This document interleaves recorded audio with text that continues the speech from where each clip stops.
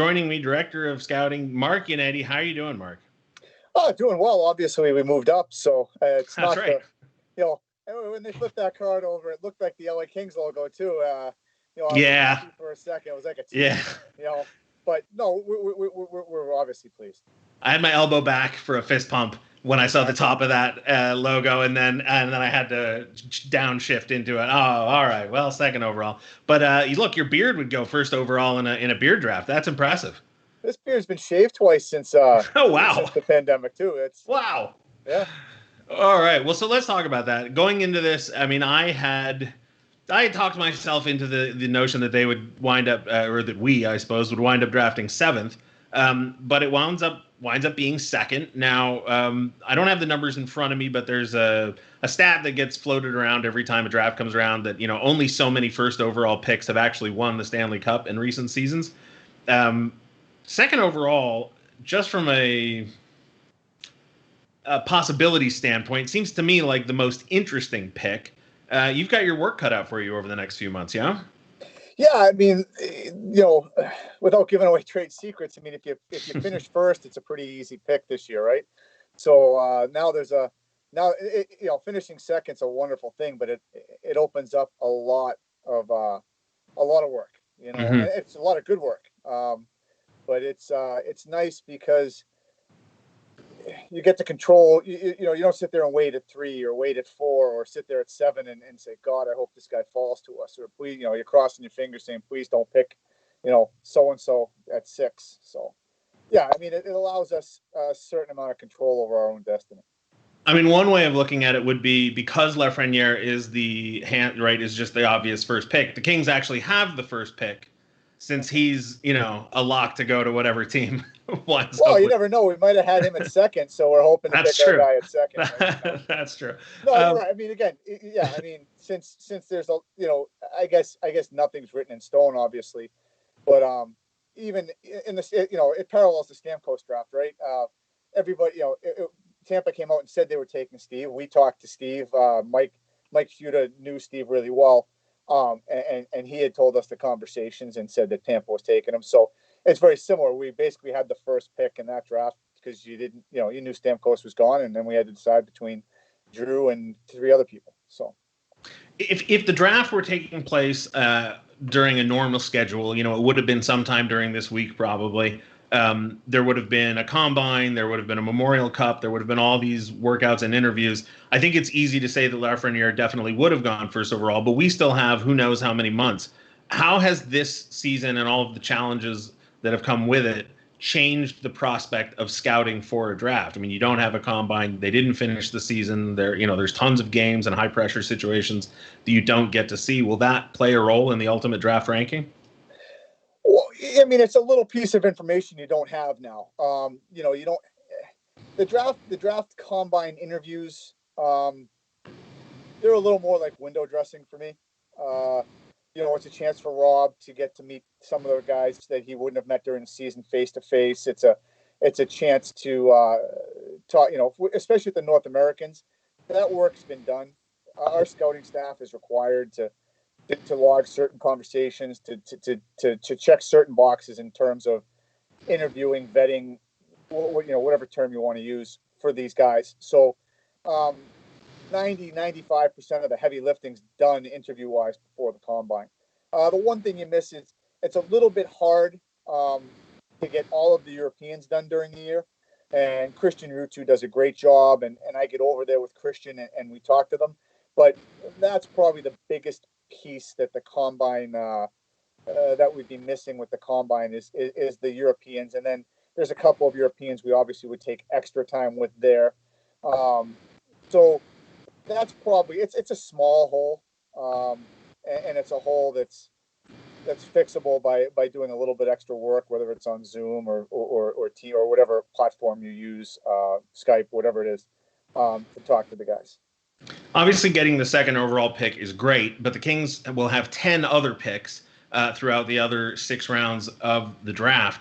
It's supposed to be an incredibly deep draft, from what I'm told. The Kings have 3 picks in the second round, if I'm not mistaken. So what is the likelihood of using some of those picks to move back up into the first for another first-round pick?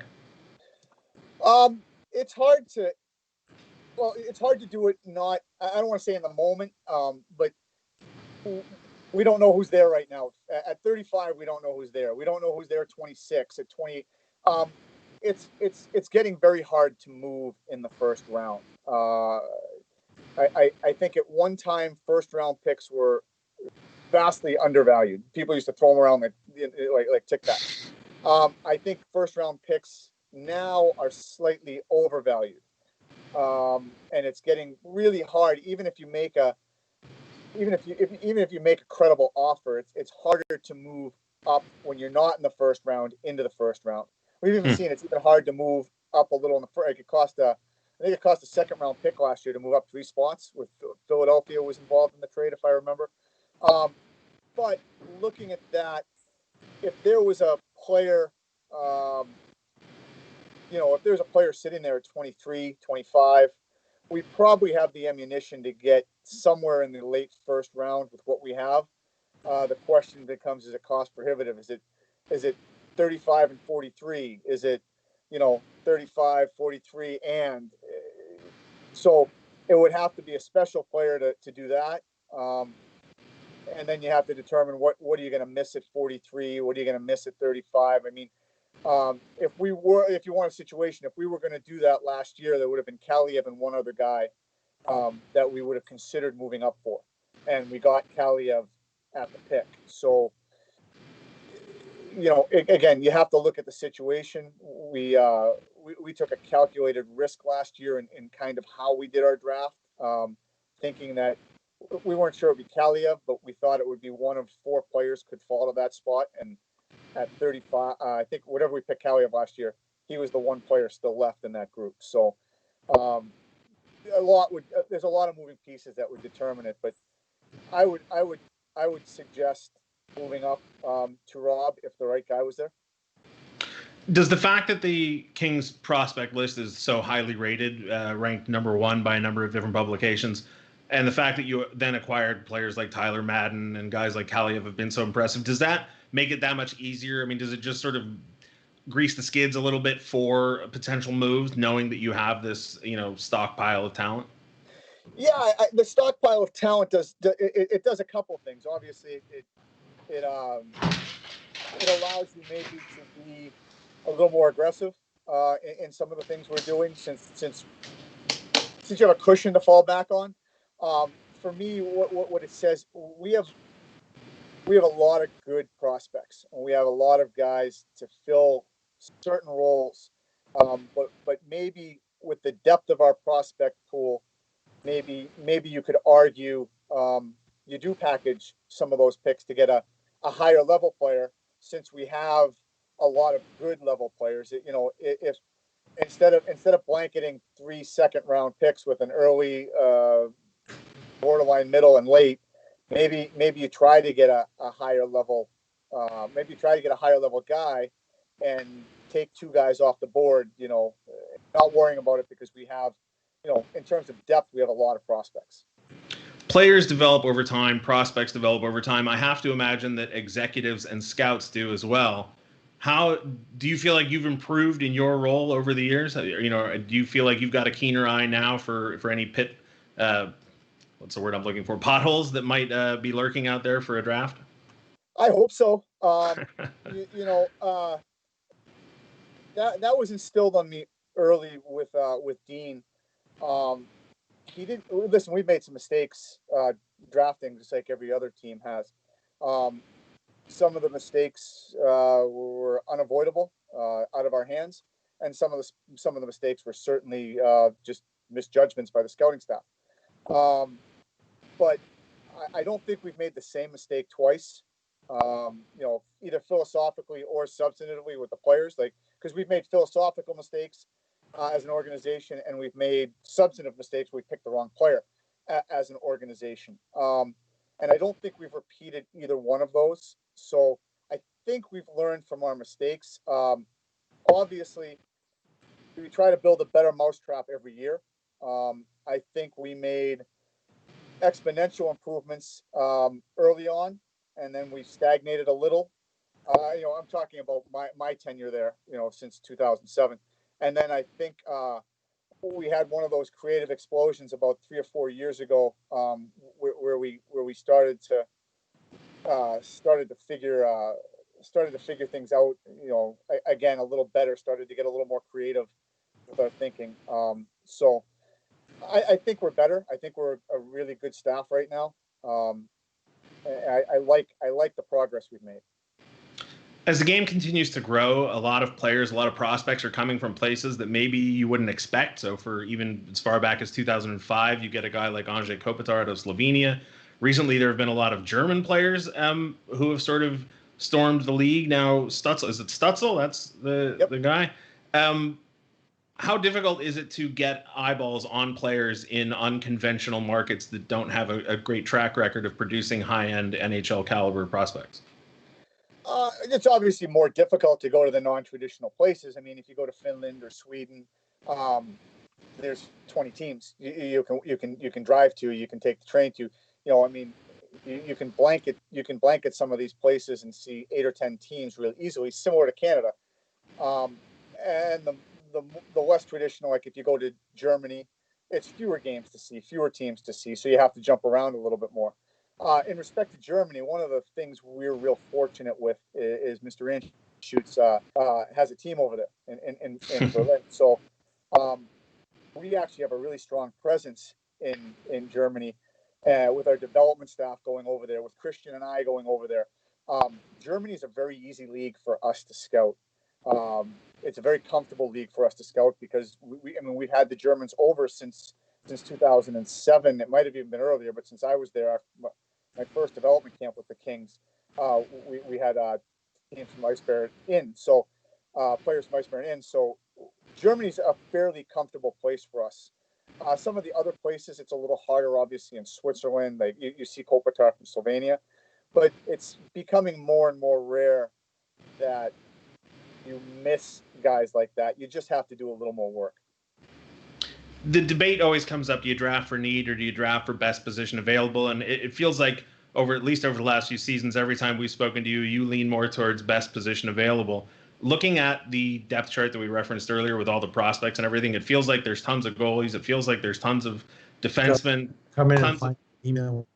tons of centers, tons of wingers. Is there any reason not to go with the best player available strategy? No, I think I've said this when asked before.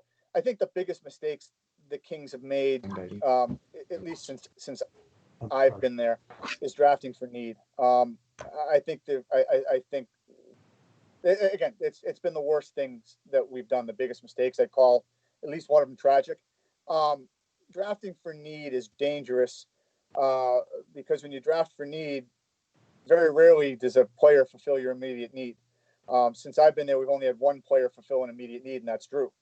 A guy I don't think was a tragic mistake or a mistake.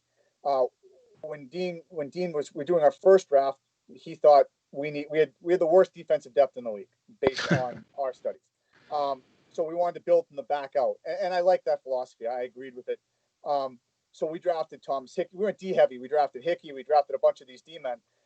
Hickey played almost 500 games in the NHL, but by the time he was ready to play for us, he wasn't good enough to play for our team. So that pick is you get a guy who plays 500 games. It looks like a successful pick on the surface, but the fact that not only does he not play a game for the Kings, and we don't get an asset in return, that becomes it becomes a bigger mistake. The mistake gets magnified. It hurts you more.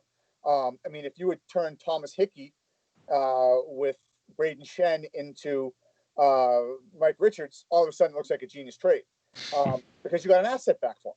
We got nothing back for him. So we developed a player for the Islanders to play 500 games, and that was based on drafting for need. So again, a great NHL player. That pick blows up. It blows up in your face. Might be strong, but it's just not the right move. And again, drafting for need. Your needs just change. I mean, at one time we couldn't get a free agent goalie to sign with us.